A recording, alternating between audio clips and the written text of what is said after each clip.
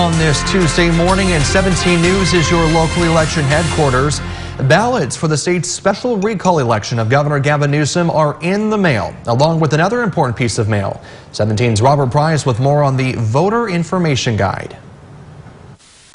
Should California voters remove Governor Gavin Newsom?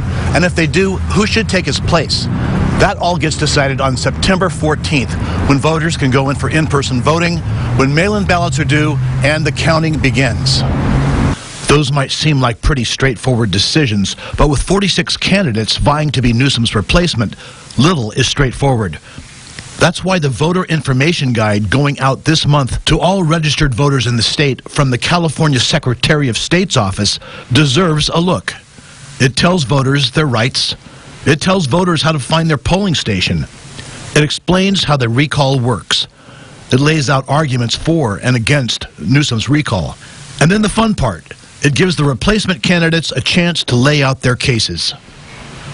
Not all 46, though, just 34 of them. Why?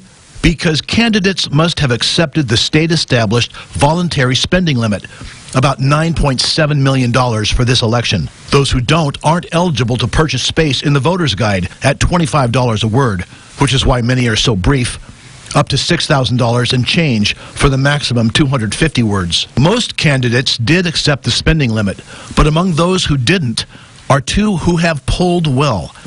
John Cox, the former Republican candidate for governor, and Kevin Paffrath, a YouTube financial advice star who has the strongest support among the handful of Democrats on this ballot.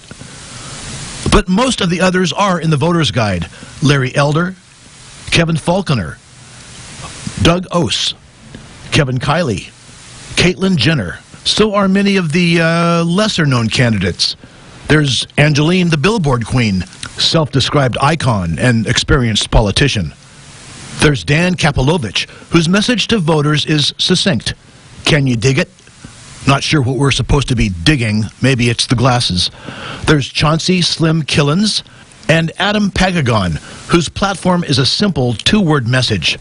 Love you. That's you with just the letter U. Yes, the voter's information guide has some laughs, all right. Nobody's laughing at this part, though. Less than a year before Newsom is scheduled to stand for re-election anyway, taxpayers are shelling out $276 million for this special election.